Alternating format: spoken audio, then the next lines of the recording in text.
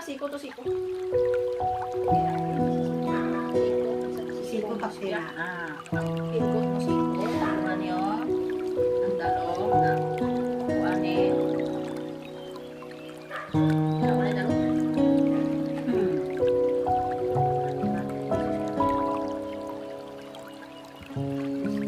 Namo, bitaw sa baldahan, sa obran.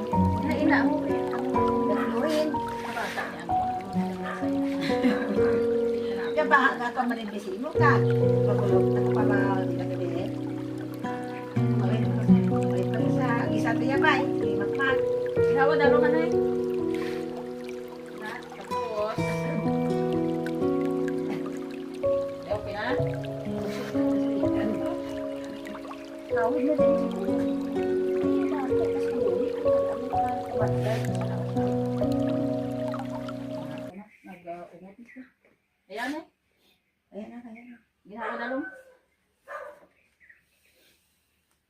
Eh. Ako man ang naginawa.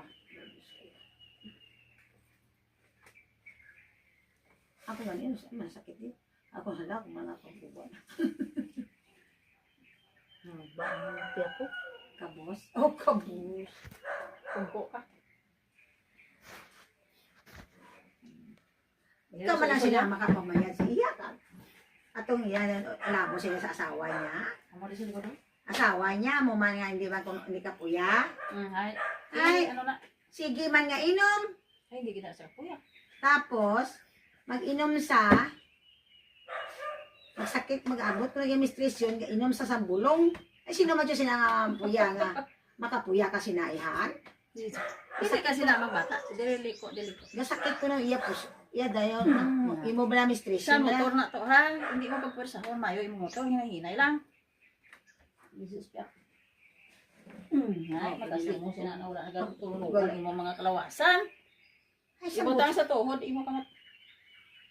Sa tuhod. Ginawa na dalong. Sa tuhod. 1, 2, 3. Diba lang mo, hindi na siya basta-basta. Kaya siyempre, ginabang balik mo na para mauli. Oo ka. Kung, andyan na sa karoon. Luko, tabingi, Hindi na lang ipil. Hindi man ino. Ginano siya. Ay, gambot ah. Nasinihano na kung pwede lang. Puyala sila. Nga, mababa. Amo na. Wala siyang sakit. Hindi ka na siya mag-ano, basi kang mag-lock ina. Tambal ganin nila. Kanta-kanta ba? Nga, muna na. Pero may trupon kasi kanta-kanta. Hindi na siya makuha ng sa kanta.